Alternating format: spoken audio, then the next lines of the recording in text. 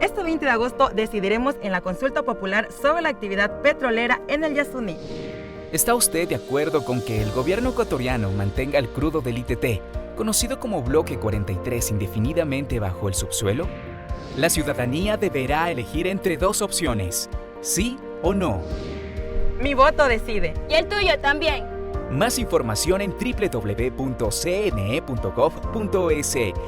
CNE, tu voto decide.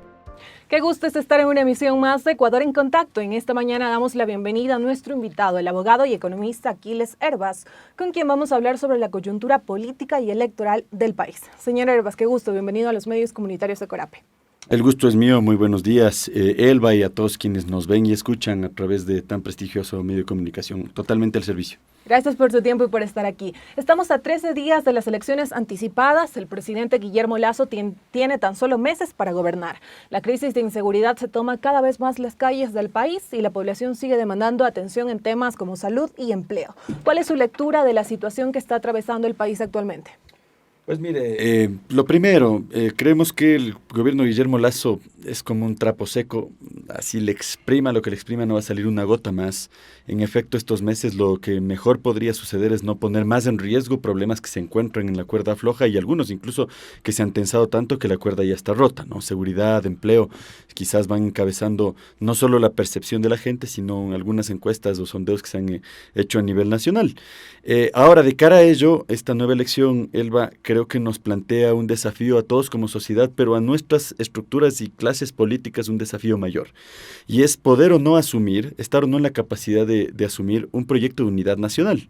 Sin un proyecto de unidad nacional, este país no va a salir adelante, no va a empezar a despegar del vado en el que nos encontramos, un vado complejo que se ha llevado la vida de muchas miles de personas, que tiene en la zozobra a muchos otros miles más.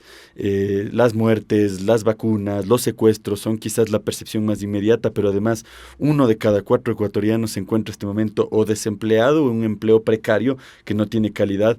Entonces, por lo tanto, es quizás, yo después de, digamos, algunos de análisis de hechos y estudios de hechos, es la crisis más profunda de la historia republicana, de los 200 años. Jamás hemos tenido una estructura narcocriminal tan fuerte y además empotrada en el Estado y en muchas de las instituciones públicas, que lleva de la mano además con esta crisis económica tan profunda, ¿no? Entonces, por lo tanto, creo yo que tiene que acabar de salir un gobierno con una inmensa incapacidad, pero tiene que acabar de entrar otro que efectivamente la ciudadanía lo ponga siempre y cuando tenga esa capacidad de convocarnos a todos a una unidad nacional.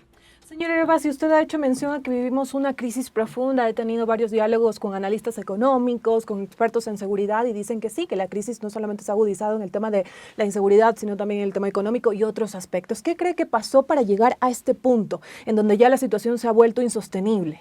O sea, han combinado factores que normalmente han estado allí, que han sido variables, pero que ahora se encuentran en una sola matriz, y es la matriz de un Estado narcocriminal, lamentablemente, ¿no? Pero que además también, vuelvo a insistir, se encuentra en el camino con un factor de larga data en nuestra región, que es la extrema pobreza, ¿no? La profunda dependencia, elementos, por ejemplo, ahora que se están discutiendo en la misma elección, de reivindicaciones, de reactualizaciones, más bien, del modelo petrominero de dependencia, que finalmente reproduce pobreza y no riqueza, reproduce más limitantes que oportunidades. Entonces, por lo tanto, estos factores que generalmente a veces se encontraban sueltos o un par de ellos se conectaban, esta vez todos han coincidido de manera conjunta. Pero hay algo que hay que también decirle a la ciudadanía. O sea, de la misma manera que la crisis es tan grande y de alguna manera estamos imbuidos de lo negativo, yo considero que estamos en la más grande oportunidad de nuestra historia republicana, ¿sí?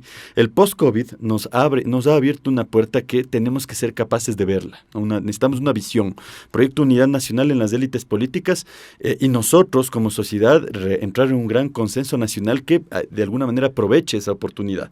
Nunca antes en la República ha habido una posibilidad como la de la matriz agroalimentaria y las nuevas demandas a nivel mundial. El planeta se dio cuenta que no comía bien. Y por lo tanto, efectivamente, un virus relativamente débil, el COVID, obviamente fue una tragedia, se llevó muchos seres humanos, pero si hacemos una comparación de historia de la salud, es un virus débil, se rompe con jabón. Y se ha llevado a millones de personas porque lamentablemente nos encontró como especie humana en el momento de menor calidad alimentaria. Entonces, por lo tanto, el Ecuador, Latinoamérica y muchas, incluso las provincias más pobres, extremadamente pobres de este país, tienen la posibilidad de presentarse ante esa demanda con una nueva oferta. Entonces, ahora existe la posibilidad de hacer una transición de modelo económico, una real posibilidad. Y no va a durar esto por ya 10 días, 15 días. Yo creo que va a durar 10 años, una década. Entonces, tenemos que aprovecharlo. Y bueno, se viene este escenario de elecciones y muchos analistas y expertos han mencionado, como usted, que es una época en donde se debe de aprovechar para llegar a un acuerdo nacional, para buscar soluciones por el bien del país. Tenemos 8 binomios presidenciales. ¿Cómo analiza usted la presencia de ellos? ¿Cree que sus propuestas en este caso son válidas para construir una hoja de ruta que conduzca a un buen futuro para el país presente también? Mire, hay cosas que como ciudadanos ya no tenemos que hacer. Por ejemplo, esa idea tan sencilla del mal menor, ¿no? Eso no nos ha traído nada bueno desde el retorno a la democracia después de la dictadura. Votar no por alguien en quien creo, sino en contra de alguien. Entonces, voto por Juan porque efectivamente Lucho me cae muy mal. Entonces, por lo tanto, es una segunda fórmula que no debemos hacer. Tenemos que descartar, sin duda. Me parece que hay unos cuantos tips que yo humildemente podría compartir como análisis que podrían servir de descarte. Todo candidato o candidata que esté a favor de la explotación del Yasuní o del Chocó andino no debería ser presidente o presidenta de la República, ¿no? Definitivamente quien no tenga la capacidad de ver cómo salir del modelo petrominero no va a saber exactamente qué hacer con este país extremadamente empobrecido, siendo un país tan extremadamente rico a la vez, pero con otro tipo de riquezas, nuestra cultura, nuestro turismo, nuestros agroalimentos, entre otros. Segundo, me parece extremadamente importante comprender que en este momento el populismo penal no le hace nada bien al país, es decir, todo aquel que desee entrarle a balazos a la gente no está inventando el agua tibia. Esto ya se ha intentado en varios países y la historia colombiana, mexicana nos dice que cuando alguien declara la guerra nunca pone a sus hijos, los hijos muertos son los nuestros, ¿sí? Las guerras contra el crimen efectivamente triplican o duplican la cantidad de muertos, solo lo dice, veamos solo el caso rápidamente de Felipe Calderón en México, se duplicó la cantidad de muertos del momento en que dijo voy a declarar mano dura contra el crimen. Se necesita otro tipo de mano dura, política pública, inversión, entonces otro descarte sano que se podría hacer. Me parece importantísimo votar contra las viejas escuelas políticas. Creo yo que hay escuelas políticas como los socialcristianos que están prácticamente 50 años en la política. Creo que hay viejas escuelas políticas de estos últimos 20 años, ya han estado en el poder. Creo que es un momento de refrescar con algo nuevo porque solo lo nuevo podría no pensar en el pasado, ¿sí? No retornarnos a ningún tipo de pasado, ni este más inmediato que ha sido desastroso, pero hace 20 años tampoco tenemos buenas referencias. Necesitamos a alguien que nos dibuje el futuro, que nos dibuje esperanza y además sea líder o sea parte de este proceso de consenso y acuerdo nacional. Usted ha dado algunas recomendaciones para quienes vamos a acudir a las urnas este 20 de agosto. Nosotros aquí en Corap hemos tenido la oportunidad de dialogar con varias personas, varios ciudadanos en las calles y ellos demuestran en este caso que desconocen las propuestas de los candidatos, que no están interesados en la política. En su mayoría son personas jóvenes o personas ya pasados los 50 años. ¿A qué cree se debe esto? ¿Por qué sigue pasando que no se logra captar la atención en estas épocas electorales de la población?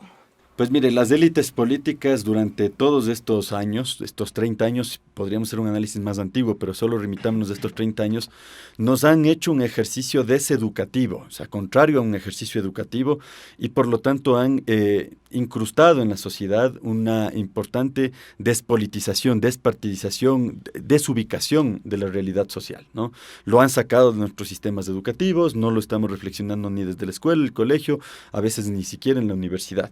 Y el éxito de eso, pues efectivamente es dejar la política en manos de pocas personas, y esas manos, generalmente hay un término que me gusta mucho, la caquistocracia, es el gobierno de los peores, es decir, son las peores manos, es una combinación entre gente que está afiebrada por el dinero, está vuelta loca por el dinero, y otra gente que se mantiene cómoda en cómo está el status quo, las élites rentistas, entre otras. Entonces, por lo tanto, han tenido éxito con una buena porción de la población, pero sucede, población que nos está escuchando ahora, que si no nos politizamos, en cierta medida, no significa que todos tienen que ser candidatos, si no nos preocupamos por nuestra sociedad, lo que va a suceder es que vamos a descubrir que hay un fondo más allá del fondo, que si creemos que ya tocamos fondo, esto no es así. Vuelvo otra vez a la historia. México, Colombia, entre otros, nos han demostrado que puede ser peor. Entonces Entonces, por lo tanto, esta idea de unidad nacional, me encantaría que sea racional, me encantaría que todos nos juntemos, porque racionalmente comprendemos, conscientemente comprendemos que es importante una unidad en la diversidad, que más del 50% de la población tiene que tener una visión de país y caminar juntos hacia eso, pero más bien es mucho más probable que sea por supervivencia, porque ya que hay un fondo más allá del fondo, esto ya nos está tocando, los secuestrados, los vacunados y muchos de los muertos los estamos poniendo las clases medias, las clases populares y en parte también algunos sectores económicamente bien acomodados. Entonces, por lo tanto, por supervivencia vamos a tener que unirnos y vamos a tener que politizarnos. Es una buena oportunidad ahora porque 2 de las 5 funciones van a renovar y nuestro voto va a ser el que determine esa renovación. Las otras 2 están una de ellas está en concurso, el Consejo Nacional Electoral, la otra está recién instalada, tenemos que lograr que no se allane hacia una de las otras funciones, que mantenga independencia, y solo nos quedaría un poco libre, digamos, lejos de la influencia ciudadana la función judicial. Pero igual a los jueces que nos están viendo, jueces, juezas, si no lo hacen, la historia también nos ha enseñado que los siguientes en poner los muertos es el sistema judicial, ya lo están poniendo, 40 balazos de un fiscal, entre otros. Lamentablemente a veces también mueren los mejores jueces. Entonces es momento de autodepurarse el sistema judicial. Todo esto para no llegar a un fondo más allá del fondo, ¿no? No queremos percibir más de cerca la muerte y el dolor. Ok, perfecto. Y en este caso también consultarle, quizás muy prematuro saberlo, pero ¿qué mensaje cree que nos deje esta contienda electoral anticipada?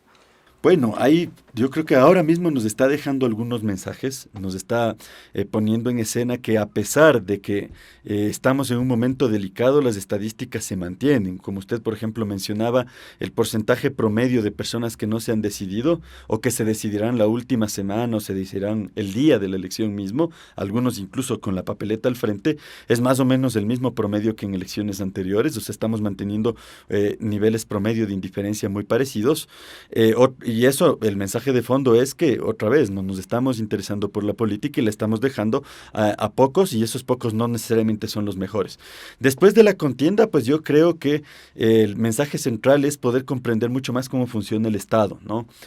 No es solamente poner a alguien en el poder. Miren, nosotros tenemos otra inmensa oportunidad que no solo, pero el modelo ecuatoriano es uno de los pocos que tiene esa posibilidad. Tenemos otra constitución que cada 4 años se actualiza, yo le llamo así, como una constitución, y es el Plan Nacional de Desarrollo, ¿sí? El Plan Nacional de Desarrollo es el que define qué vamos a hacer con cada uno de los 30.000 millones de dólares que en promedio tenemos cada año, ¿sí? Si ese plan no es participativo, si no nos involucramos y además el Estado no se abre a generar derecho a la participación ciudadana para ese plan, en efecto, pues pocas personas van a decidir qué se hace con esos recursos. Y otra vez vamos a perder una inmensa oportunidad. Modelos agroalimentarios, turismo de mediana escala, economía cultural, la verdadera riqueza, que no es petróleo, que no es minas, está allí.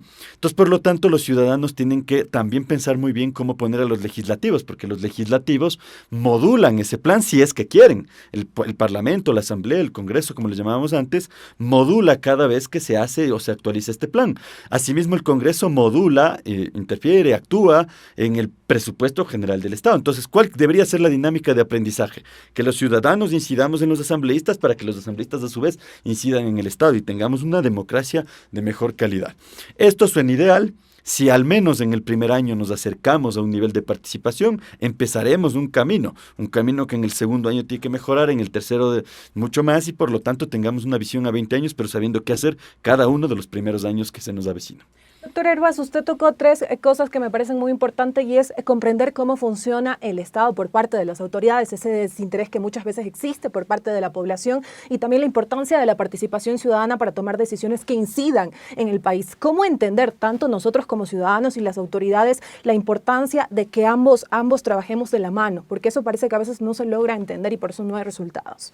Pues mire, viendo un poco nuestros pasos dados, alguna vez nos juntamos en los parques, yo era niño en ese entonces, pero recuerdo por el proceso de los forajidos, que obviamente lo bautizó el expresidente Gutiérrez, y empezó a fluir un proceso democrático directo, ¿no? O sea, la gente discutía y trataba de plantear ciertas ideas. Todo esto, entre muchos otros procesos, desde el 90, ¿no?